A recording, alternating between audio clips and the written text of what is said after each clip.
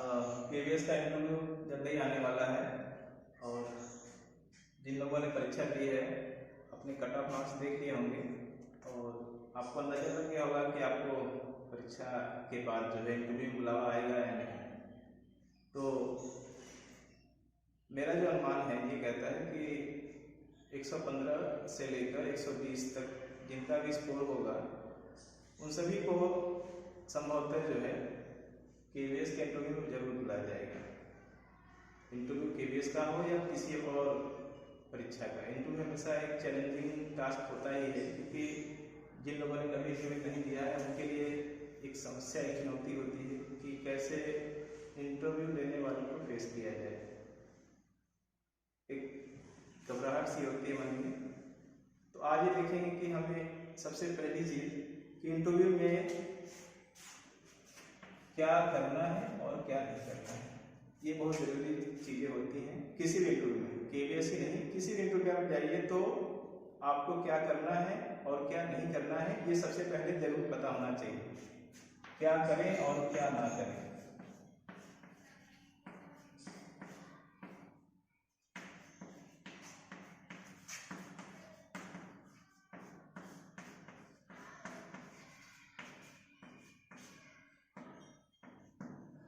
देखिए, किसी भी इंटरव्यू का बेसिक फंडा ये होता है या बेसिक तथ्य ये है कि जब आप इंटरव्यू कक्ष में जाएं तो शालीनता का बड़ा ध्यान रखें। आप बिल्कुल शालीन होकर इंटरव्यू कक्ष में प्रवेश करें। जहां भी आवश्यक है वहां अनुमति लेकर ही काम करें। जैसे अंदर जाने के लिए अनुमति लें, अगर चेयर रखी है तो वहां बैठने के लिए अनुमति मांगे और बिल्कुल सीधा तनकर बैठे, सामान्य होकर बैठे और इसके बाद इंटरव्यू लेने वालों की तरफ आप देखते रहें। ये तो हो गया कि क्या करना है और क्या नहीं करना है, वो भी बहुत जरूरी चीज होती है किसी भी इंटरव्यू में। जब भी कोई इंटरव्यू लेने वाला आपसे कोई प्रश्न पूछे तो उसके उत्तर आपको आते भी होंगे और नहीं भी आते होंगे।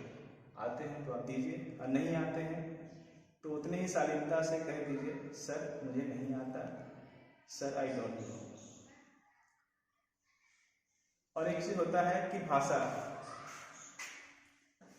आपकी भाषा क्या होगी। एक इंपॉर्टेंट क्वेश्चन ये भी होता है कि आप किस भाषा में इंटरव्यू देना चाहते हैं। ये आपको समझ में आ जाएगा सामने वाले के प्रश्न पे। अगर इंटरव्यूअर आपसे ये पूछता है अपने बारे में परिचय दीजिए तो सामान्यतः आप समझ गए होंगे। अगर उसने हिंदी में पूछा है तो आपको हिंदी में ही जवाब दे दीजिए। अगर आपको भाषा बदलनी है तो आप उनसे कह दीजिए, sir I am comfortable in English, मैं इंग्लिश में बोलना चाहता हूँ। तो वहाँ आना जरूर कहेंगे, अक्सर वहाँ ही करते हैं। तो आप अपनी भाषा, अगर क्वेश्चन इंग्लिश में पूछा गया है टेल समथिंग अबाउट यू, तो आप इंग्लिश में कंफर्टेबल नहीं है तो आप हिंदी बोल सकते हैं। बट केवीएस एक बाइलिंगुअल स्कूल है, वो आप ना तो हिंदी मीडियम का स्कूल कर सकते हैं ना ही इंग्लिश मीडियम का। एक बाइलिंगुअल स्कूल है तो आपसे इंटरव्यू लेने वाला ये एक्सपेक्ट करता है कि आपको दोनों भाषाओं में अच्छी पकड़ हो। तो आप कोशिश करिए इंग्लिश के प्रश्नों का जवाब इंग्लिश में, हिंदी के प्रश्न के जवाब हिंदी में दें, ठीक है। और जो बात रही ना करने वाली चीज़ें हैं वो ये है कि जब आपसे किसी प्रश्न का उत्तर ना आए तो शालीनता से जवाब दें, सर हमें नहीं आता है या अभी ध्यान में नहीं है। लेकिन आपसे किसी प्रश्न के उत्तर में जो जवाब दिया है, अगर उस पर कोई सवाल उन्होंने खड़ा किया, जैसे मैंने एक मित्र से पूछा कि वैसे तो इंटरव्यू मैंने भी दिया है आज से लगभग 13 साल पहले। मेरा इंटरव्यू था 2009 में। उस समय आज से थोड़ा सा जमाना अलग था, चीज़ें अलग होती थी, लेकिन इंटरव्यू का पैटर्न तो होता है। कई सारे प्रश्न पूछे गए थे, लेकिन जो मेरे मित्र ने बताया था, वो भी KVS में टीचर है, मैं भी हूँ, उन्होंने बताया था कि उनसे एक प्रश्न पूछा गया था कि आप ब्लैक बोर्ड पर झोपड़ी लिख के बताइए।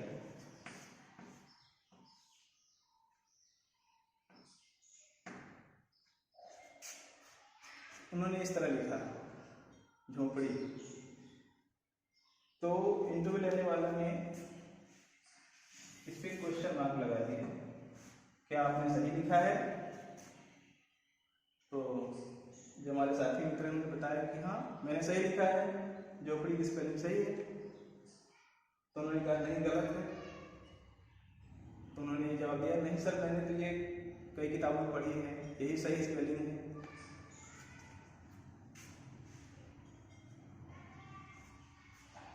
झोपड़ी की स्पेलिंग ये होती है, बिंदी नहीं लगती उसमें, लेकिन सर के माइंड में कुछ इस तरह की बातें थी कि सही स्पेलिंग यही है।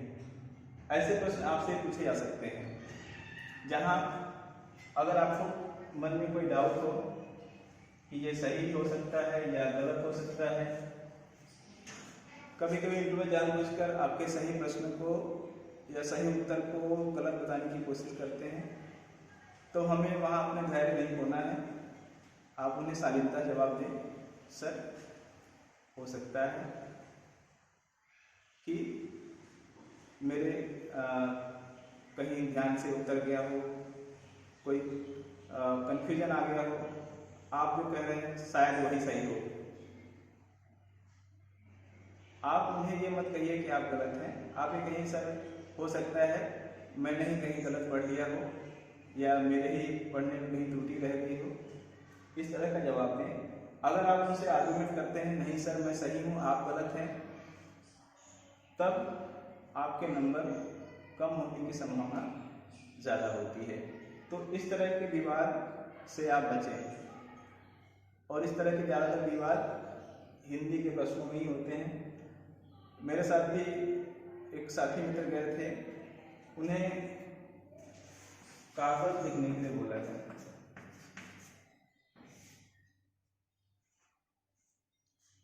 तो उन्होंने लिखा तो सही, लेकिन ये हलन जो है सही, ये जो नुक्ता जो होता है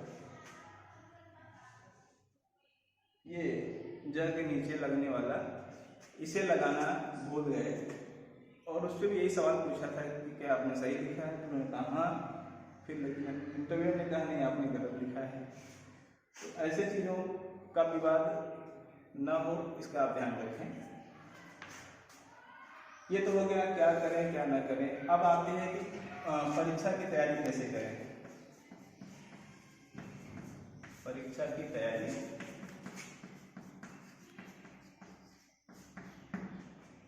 देखिए, परीक्षा की तैयारी बहुत इम्पोर्टेंट सेक्शन है, इसलिए क्योंकि KVS के इंटरव्यू खास करके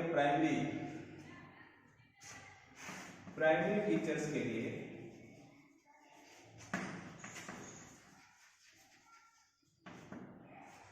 जो भी इंटरव्यू होगा उसमें आपके ज्ञान को परखने के बजाय आपके टीचर एटीट्यूड को ज़्यादा परखा जाता है।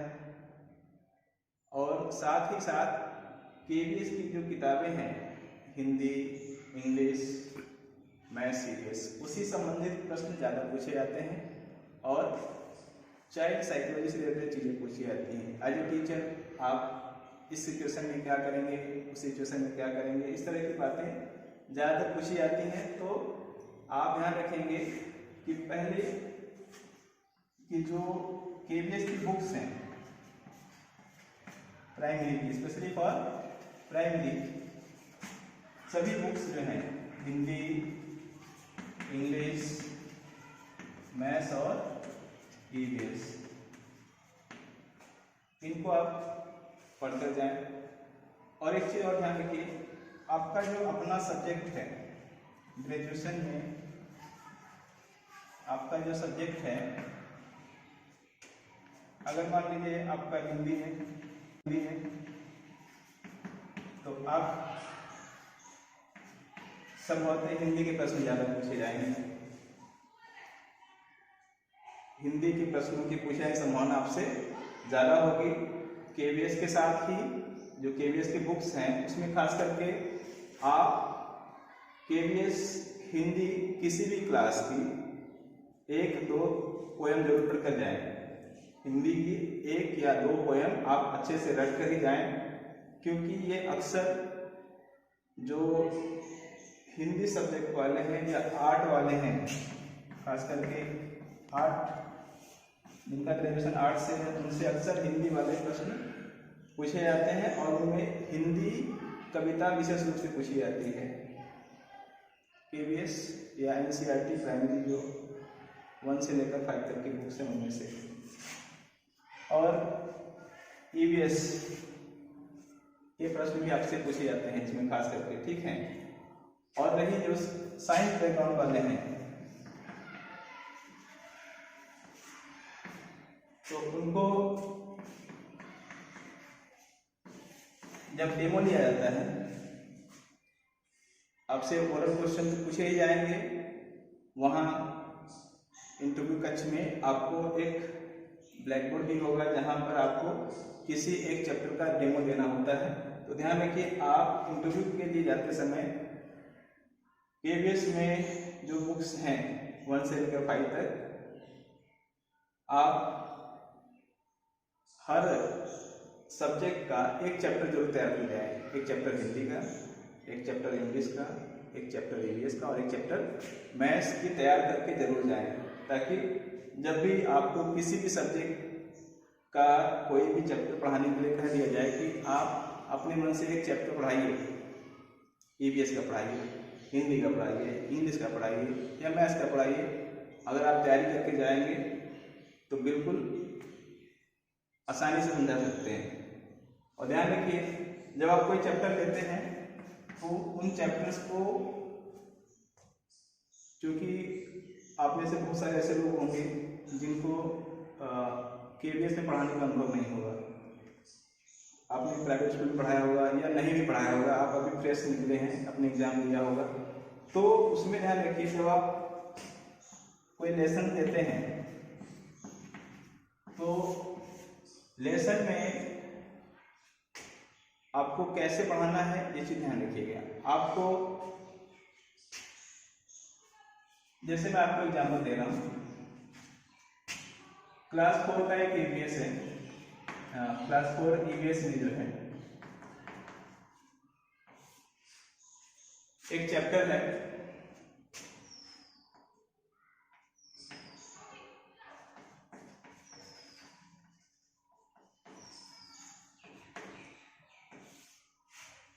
पोचनपल्ली। खासकर केवीएस के जो चैप्टर के नाम होते हैं बड़े अजीब होते हैं, ये ध्यान रखिए, और उनको पढ़ाना भी उतना ही मुश्किल काम होता है। इसलिए आप जब चैप्टर का चुनाव करेंगे तो उसमें आपको ये ध्यान रखना है कि कुछ भी नहीं पढ़ाना है, बस आपको उसमें, जैसे पोचनपल्ली एक जगह का नाम है, अब इसमें आपको देखना क्या है कि इसमें हमें पढ़ाना क्या है। ये एक्चुअल में एक हैंडीक्राफ्ट से रिलेटेड चैप्टर है, और तो आप क्या करेंगे, आपके जो चैप्टर को इंट्रोड्यूस करने के बाद आप बताएंगे कि एक्चुअल में हमें इस चैप्टर में इंडिया में जो डिफरेंट टाइप्स के हैंडीक्राफ्ट्स हैं उनके बारे में पढ़ाना है, ठीक है। तो आप हैंडीक्राफ्ट्स क्या होते हैं ये बताएंगे। इसके बाद भारत में कौन कौन से हैंडीक्राफ्ट्स प्रचलित हैं, जैसे पोचनपल्ली का एकत साड़ियाँ होती हैं, कांजीवरम साड़ियाँ हैं कांची की, उसी तरह से पैठन जो है महाराष्ट्र में जगह वहाँ की पैठन की साड़ियाँ हैं, बनारस की साड़ियाँ हैं, और कुल्लू शॉल्स हैं, ये सब हैंडीक्राफ्ट्स में आते हैं। तो आप इन सब की एक सामान्य जानकारी देंगे कि ये सारे हैंडीक्राफ्ट्स भारत में अलग अलग जगहों पे फेमस हैं।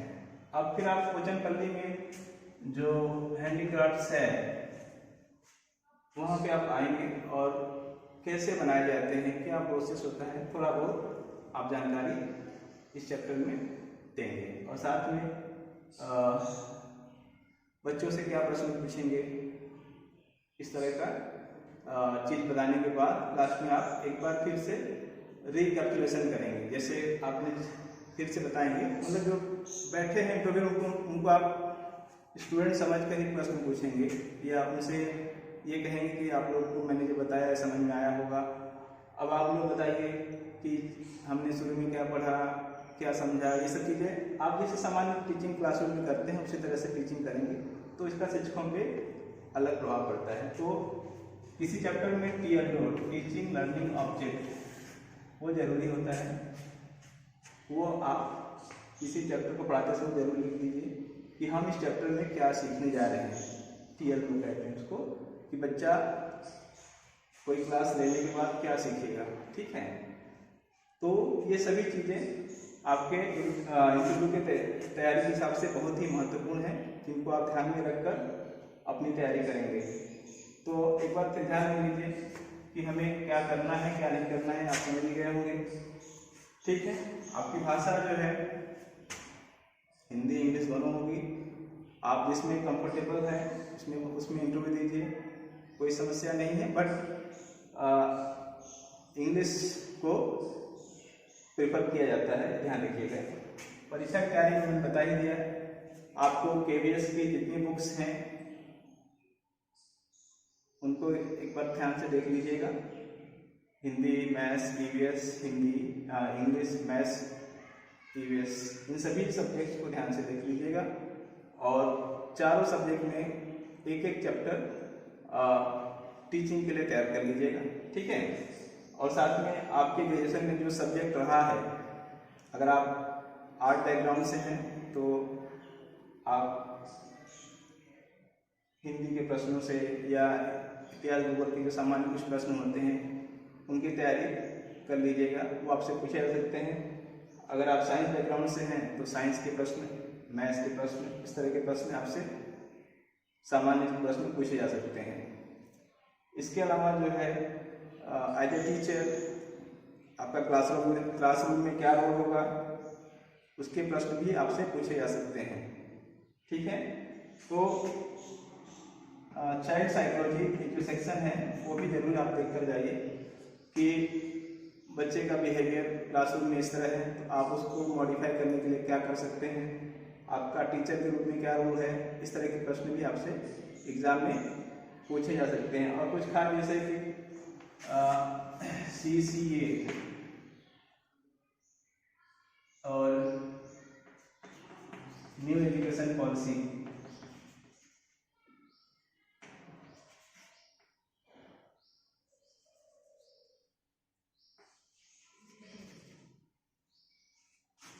न्यू एजुकेशन पॉलिसी के बारे में जरूर पढ़ के जाइए, क्योंकि अभी ये KVS में लगभग इम्प्लीमेंट होने के मोड में आ गया है और इसमें जो चीज़ें हैं इसके फोकस को आप ध्यान रखिए। उसके बाद CCT, ये सब जो टर्म्स हैं इन सबको जरूर ध्यान से देखकर जाइएगा, जो KVS में चल रही हैं चीज़ें, ठीक है। को-करिकुलर एक्टिविटीज, CCT अभी ऊपर क्लास में चला जाता है, लेकिन प्राइमरी में भी थोड़ा बहुत इसकी चीज़ें आती हैं। कॉम्प्रिहेंसिव एंड क्रिटिकल थिंकिंग, ये भी जरूरी है, इस सब चीज़ों को आप जरूर देखते जाइए। और एक सबसे महत्वपूर्ण चीज़ है, बिल्कुल शांत रहें और जितनी विनम्रता से आप प्रश्नों के जवाब दे सकते हैं ज़रूर दीजिए। अगर आपने ये सब चीज़ों को जरूर फॉलो करेंगे, अगर बढ़िया से आपने फॉलो किया तो आप एवरेज से अच्छा तो जरूर पाएंगे। अगर मान लीजिए 60 नंबर का वेटेज है तो आप 40 से 50 तो बहुत आसानी से पा सकते हैं। आपने अच्छा परफॉर्मेंस दिया तो आप 55 से 60 के बीच में नंबर जरूर पाएंगे। तो मुझे उम्मीद है आपको ये वीडियो बहुत ही हेल्पफुल होगी। तो आप सभी को धन्यवाद।